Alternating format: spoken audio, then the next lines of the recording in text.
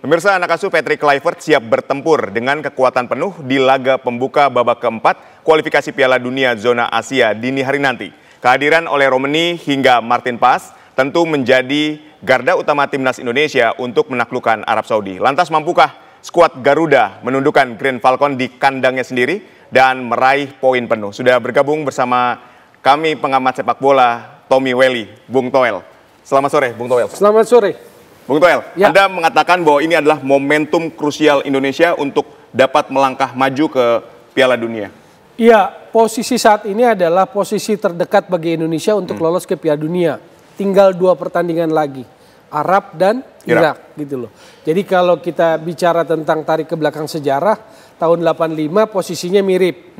Posisinya mirip karena tinggal 2 lawan lagi, waktu itu Korea Selatan dan Jepang. Cuma kalah sama Korea Selatan tahun 85, jadi gagal ke Meksiko 86. Ya. Nah sekarang kita dihadapkan pada situasi yang sama, walaupun sistem kualifikasinya udah berbeda.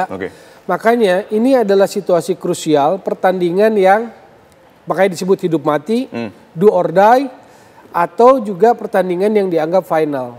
Artinya pertandingan yang harus dimenangkan. Jadi ada 2 pertandingan final yang dihadapi Indonesia di Jeddah. Jadi nanti malam lawan Arab lalu lawan Irak. 12 Oktober. Kalau itu final berarti attitude sama gesturnya harus seperti gestur pertandingan final.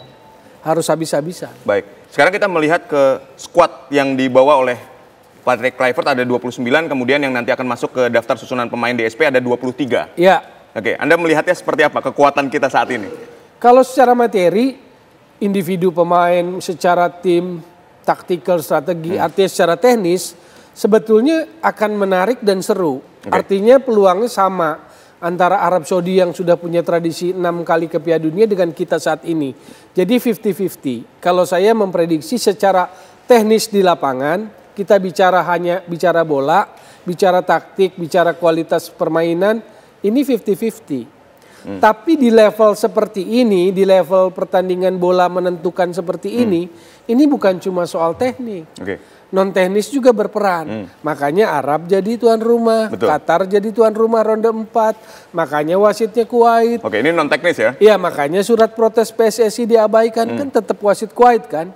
Karena ini kan sebetulnya nggak lazim secara norma pertandingan yang krusial seperti ini. Lawan Arab, Asia Barat, Indonesia, Asia Tenggara, wasit dari Asia Barat pula. Kenapa nggak dari China, Korea, Jepang, Asia Timur, atau Uzbekistan, Asia Tengah, atau Australia misalnya? Dan menurut Anda dampaknya sangat besar ketika Ahmed Ali ini dari Kuwait? Iya, sorotannya kan fairness-nya atau netralitasnya. Nah itu yang kita khawatirkan. Jadi persoalannya adalah semoga pertandingan dalam koridor fairness, fair play. Tapi kan ini yang punya ambisi motivasi kan semua punya. Bukan cuma Indonesia yang pengen menang. Arab, Irak pun sama. Dan dia, mohon maaf, dalam konteks sepak bola dunia, investasinya udah besar-besaran. Bahkan dia kan sponsor bagi FIFA. Aramco 100 juta US dollar per tahun. Piala Dunia antar klub yang beberapa waktu lalu di awal tahun lalu, di pertengahan tahun lalu di Amerika. Hak siarnya juga Arab yang beli 16,2 triliun. Itu yang kan orang berpikir kok FIFA nggak itu AFC gitu. Konstelasi politiknya kelas atas gitu loh. Makanya apalagi kalau kita ingat bulan Juli, Sepp Blatter mantan presiden FIFA pernah bilang tuh, pernyataannya sangat keras, tegas, bahwa kita sudah kehilangan sepak bola dan sudah diserahkan ke Arab Saudi. Karena kekuatan finansialnya gitu loh. Itu berbicara faktor non teknis. Tapi ketika kita melihat 2 pertandingan ke belakang, 1 kali seri dengan Indonesia, kemudian di Jakarta kita menang dari Arab Saudi. Ini Arab pasti punya rasa penasaran yang besar kan untuk mengalahkan Indonesia. Penasaran dan boleh jadi ketar-ketir. Makanya ketika mereka tertinggal dari ronde 3 lalu ronde 4, saya lihat dia punya kengototan untuk jadi tuan rumah. Nah, ini yang bahayanya di sini. Kalau soal teknis bolanya, sekali lagi saya bilang materi kita, kekuatan tim kita akan seru. Punya peluang untuk menang pun punya. Tapi kan nggak sepolos itu. Pertandingan bola di level ini nggak sepolos yang nanti akan kita lihat cuma di lapangan. Contoh di CONMEBOL Amerika Latin. Pertandingan terakhir Bolivia lawan Brazil. Kan kalah Brazil 1-0. Gol Bolivianya dari penalti. Lalu Carlo Ancelotti, pelatih baru Brasil, bilang kita kalah dari wasit, kita kalah dari polisi, kita kalah dari bellboy, pemungut bola. Karena tiap kali berhasil menyerang berbahaya, ada bola masuk ke lapangan gitu loh. Nah, jadi bisa sekotor itulah gitu loh di level seperti ini. Ya, itu di level non teknis tadi ya. Ya. Nah sekarang ketika kita berbicara soal gaya kepelatihan, dua kali satu Indonesia menang, kemudian satu seri ini adalah di eranya STY. Nah sekarang kita beralih ke eranya Patrick Kluivert. Dengan pemain yang mumpuni ini, apa yang harus dilakukan seorang Patrick Kluivert sebagai pelatih? Jadi yang penting adalah principle of play-nya gitu loh. Kan sering kali yang beredar sekarang, apakah 3 back, apakah 4 back. Sebetulnya bukan persoalan. Yang penting principle of play-nya. Bisa nggak punya keseimbangan yang bagus dalam struktur permainan. Struktur permainan itu apa sih? Defense, transition, attacking. Attacking, transition, defense. Sekarang balik. Kalau ini pertandingan final, maka target goalnya apa? Harus menang. Karena kalaupun draw, itu kan target minimal draw. Tapi kalau ini kita anggap pertandingan 2 final yang harus kita habis-habisan supaya mimpi bisa ke Piala Dunia sampai, kan harus menang. Tapi principle of play yang digunakan oleh Kluivert sendiri menurut Anda seperti apa? Apakah jelas atau tidak? Menurut saya sangat jelas. Misalnya ukurannya adalah waktu September kemarin, uji coba terakhir FIFA Matchday lawan Taiwan dan Lebanon, terutama lawan Lebanon lah di Surabaya. Itu kan kelihatan beberapa perubahan, beberapa cara bermain yang coba akan diterapkan. Karena begini, misalnya Oho pelatih tim nasional, Oktober ini pertandingan sepenting ini. Maka September kemarin adalah bagian dari Oho untuk mematangkan tim kan. Termasuk taktikal strategi yang akan dipakai. Jadi saya menduga formasinya kurang lebih seperti yang akan dimainkan waktu lawan Lebanon. Kurang lebih. Akan ada beberapa perubahan 1 atau 2 posisi lah. Baik, ini kita berbicara dari lini per lini. Di penjaga gawang, apakah Martin Paes yang akan diturunkan atau ada nama Hernando Ari, kemudian ada satu lagi? Nadio, baik. Ya, yang pertama kita kerugian besar kehilangan Emil Audero. Penggantinya adalah Martin Paes, Hernando Ari. Kan tadinya dipanggil 3 kiper kan? Odero, Martin Paes, Hernando Ari. Kalau secara ranking kan begitu. Berarti kalau sekarang misalnya nggak ada Odero, Martin Paes yang masuk. Saya nggak tahu seberapa fit Martin Paes per hari ini atau menjelang pertandingan. Nah sekarang kalaupun dia tidak fit, maka ada Hernando Ari dan Nadio. Kalau ditanya ke saya, mana yang akan lebih diturunkan antara di luar Martin Paes? Hernando atau Nadio? Saya pikir Hernando. Karena?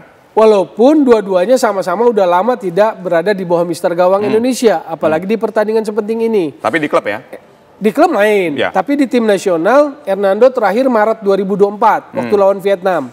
Nadio lebih lama lagi, November 2023 waktu lawan Irak. Nah, itu waktu kalah 1-5. Jadi kecenderungannya saya pilih Martin Paes, penjaga gawang. Baik, untuk di belakang, di posisi back? Di belakang saya menduga pakai 4 back. Di back kanan Jakob Sayuri. Center backnya Kevin Dick dengan Zai Izes. Back kirinya karena punya amunisi Dinjem maupun Calvin Verdong, dalam konteks memaksimalkan pemain yang dimiliki, Dinjem back kiri. Calvin Verdong gelandang bertahan bareng Joy Pelupesi. Gelandang menyerangnya atau pemain yang biasa disebut nomor 10. Kambuaya? Pemain, saya arahnya di situ Kambuaya. Bisa gantian dengan Tom Haye. Depannya 3. Saya menduga Beckham, Mauro Gilstra dan Miliano Jonathan. Baik. Lalu nama Ole Romeni? Ole Romeni memang pulih, punya motivasi besar untuk bertanding. Tapi persoalan dia adalah level kompetitif karena nggak main di kompetisi. Jadi bicara tentang level kompetitif, tentang intensity game, tentang intensitas permainan yang dia lack of itu kan karena nggak main. Dia akan tetap masuk dalam DSP, akan menjadi salah satu opsi buat pelatih. Tapi dugaan saya sebagai pemain pengganti.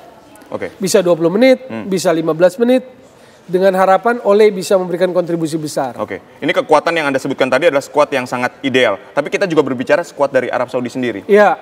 Kalau lihat Arab perkembangannya, sejak kalah oleh kita 0-2 di GBK November 2024, mereka juga progres. Uji coba mereka luar biasa, turnamen yang diikuti luar biasa. Desember mereka lawan Trinidad Tobago. Mei 2025 lawan Jordania menang. Kemarin terakhir uji cobanya North Makedonia menang, Republik Ceko 1-1. Dulu Piala Gold Cup Amerika dia ikut. Lawannya Amerika, Meksiko. Kalah memang sama Amerika 0-1 sama Meksiko 0-2. Tapi paling enggak pertandingan-pertandingan itu mematangkan tim Arab. Jadi kita nggak bisa bahwa satu-satu menang sama Arab bagus di era sebelumnya, tapi kita sepak bola nggak berhenti di situ. Dia berkembang. Maka kita harus mewaspadai progres itu. Sama seperti Arab mewaspadai progres kita. Makanya saya bilang, kalau bicara teknis, kita mengabaikan hal-hal di luar itu, saya menganggap 50-50 peluang kita. Tapi non-teknis tadi juga punya andil yang besar. Non-teknis yang bikin ketar-ketir ini. Semoga wasit Kuwait nggak aneh-aneh, semoga bisa tetap dalam koridor fair play. Baik, tapi kalau tebak-tebakan skor untuk menutup seperti biasa pembicaraan soal bola? Normatif pasti berpikir draw atau kalau kalah 0-1, kalau menang 1-0, tapi saya mau condong ke pilihan yang ekstrim. Apa tuh? Pilihannya Indonesia menang, kalau nggak 2-1, 3-1. 2-1 dan 3-1. Kita akan lihat malam ini dari hasil analisis Anda terhadap skuad kita dan juga skuad Arab. Terima kasih Bung Toel atas informasinya. Sehat dan sukses selalu untuk Anda.